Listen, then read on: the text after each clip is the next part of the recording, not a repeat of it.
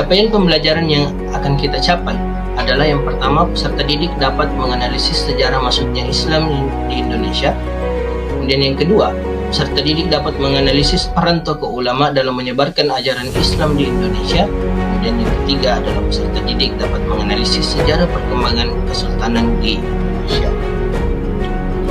Nah, masuknya Islam di Sulawesi Selatan. Kali ini kita akan belajar tentang bagaimana Islam di Sulawesi Selatan sebagai daerah kita sendiri. Pembelajaran kali ini akan kita coba menggali bagaimana sih proses terjadinya atau masuknya Islam di Sulawesi Selatan. Sahabat yang beriman, mari kita lihat beberapa foto atau cuplikan gambar berikut ini. Nah, coba kita perhatikan gambar berikut ini. Kira-kira menurut sahabat, pernahkah kita berkunjung ke tempat ini?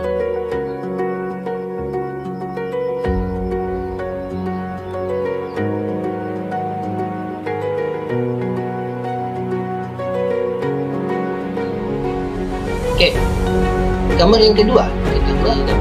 Nah, kira-kira gambar ini adalah gambar apa ya?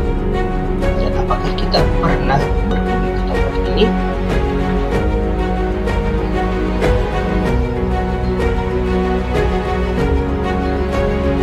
Sahabat-sahabat sekalian, gambar yang ketiga, coba kita perhatikan.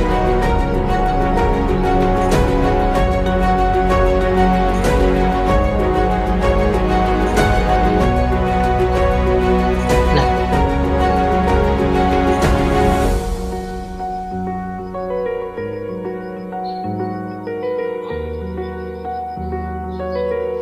menapaki sejarah masuknya Islam di Sulawesi Selatan, tentu kita tidak akan pernah terlepas dari 3 orang yang paling berperan penting dalam penyebaran agama Islam di Sulawesi Selatan itu sendiri. Mereka bertiga berasal dari Minangkabau, yaitu yang pertama Dato' Ritiro, Dato' Patimang, kemudian yang ketiga adalah Dato' Ribanda. Ketiga orang ini memiliki peran masing-masing dalam proses penyebaran agama Islam di Sulawesi Selatan di abad ke-16. Nah, mari kita lihat bagaimana sih peran ketiga ulama ini di dalam penyebaran agama Islam di Sulawesi Selatan. Yang pertama, kita coba lihat Dato' Ritiro. Dato' Ritiro memiliki nama asli Nurdin Aryani atau Abdul Jawad dan bergelar Khatib Unsur. Pada perkembangannya, Dato' Ritiro menyebarkan agama Islam di Kerajaan Tiro, daerah Bulukumba. Raja pertama dari Kerajaan Tiro yang memeluk agama Islam adalah Launru Daeng Biasa yang menjabat tahun 1595 sampai dengan 1660. Setelah Launru Daeng Biasa ini memeluk agama Islam, maka Kerajaan Tiro dan raja-raja yang ada di sekitarnya menjadikan Islam sebagai agama kerajaan. Pendekatan yang dilakukan oleh Dato' Ritiro dalam penyebaran agama Islam yaitu dengan menggunakan pendekatan tasawuf yang bermazhab Sunni. Mengingat bagaimana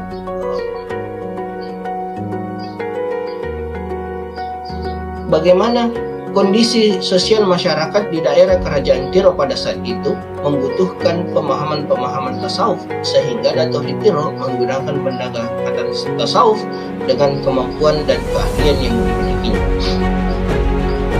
Sehingga ajaran-ajaran agama Islam mudah diterima oleh masyarakat sekitar karena hampir sama dengan pemahaman-pemahaman yang dipahami pada saat itu. Kemudian yang kedua kita coba lihat yaitu Dato' Patimang yang bernama Datuk Sulaiman dan bergelar Khatib Sulu.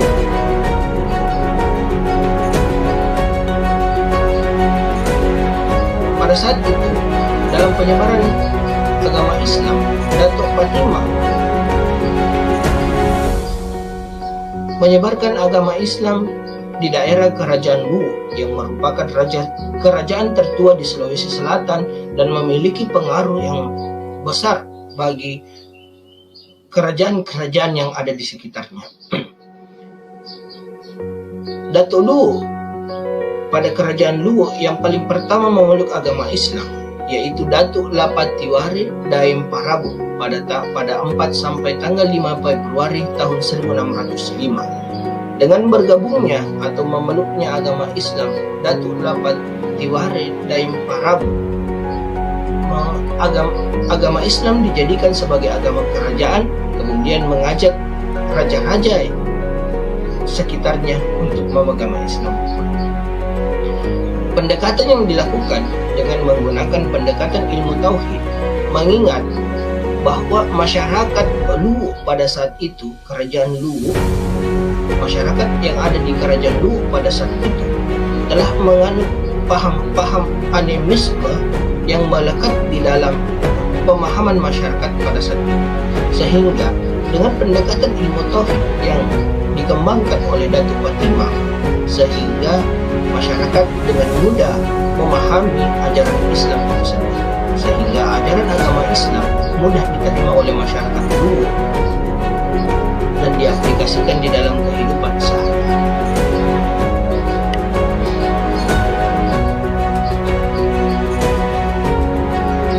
Kemudian yang ketiga, yaitu Datuk Ribandang atau Abdul Makmur dengan gelar Khatib Tunggal, merupakan anak pertama dari 3 bersaudara ini.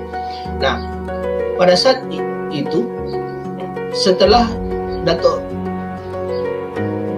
Patimang dan Datuk Ribandang berdakwah di kerajaan Luwu, maka Datuk Ribandang memilih untuk menuju ke kerajaan Goa dan kerajaan Talok yang merupakan kerajaan kembar di Sulawesi Selatan pada saat itu, untuk dijadikan sebagai sarana dakwah atau daerah dakwah. Maka pada saat itu Raja Goa yang pertama memeluk agama Islam yaitu Imanggarangi Daiman Rabia. Kemudian Raja Talok yang pertama yaitu Palingkan Daim Mayon. Pendekatan yang dilakukan di dalam penyebaran agama Islam di wilayah kerajaan Goa Talok yaitu menggunakan pendekatan ilmu fikih, karena mengingat sosial kultur masyarakat Goa Talok pada saat itu lebih banyak melakukan kegiatan-kegiatan yang notabene-nya membutuhkan pemahaman-pemahaman ilmu fikih yang lebih luas. Contoh halnya misalnya nyabung ayam, berjudi, dan lain sebagainya. Sehingga pendekatan yang dilakukan oleh Datuk Ribandang supaya Islam mudah diterima pada masyarakat Goa Talok pada saat itu, yaitu dengan menggunakan pendekatan ilmu fikih. Nah, Imanggarangi Daiman Rabia adalah raja pertama yang memeluk agama Islam dari kerajaan Goa, diberikan gelar yaitu Sultan Hasanuddin. Pada tanggal 9 November 1607, Sultan Hasanuddin melakukan dekret kerajaan dan menjadikan agama Islam sebagai agama kerajaan, dan masyarakat Goa dan Talok pada saat itu memeluk agama Islam secara serempak.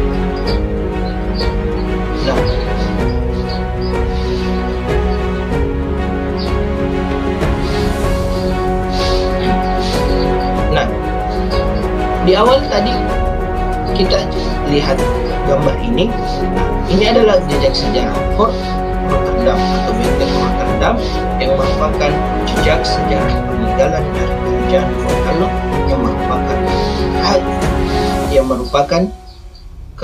yang menjadi kerajaan Islam di Sulawesi Selatan. Kemudian yang kedua adalah Masjid Al-Hilal Katangka, merupakan masjid pertama yang didirikan oleh Sultan Hasanuddin dalam perkembangan Islam di Sulawesi Selatan. Kemudian yang ketiga adalah Masjid Tua Jeraen yang berada di Alahuang, Kabupaten Sidrap, menjadi bukti sejarah bagaimana Islam yang ada di Sulawesi Selatan khususnya di Aceh Tampar berkembang sejak itu.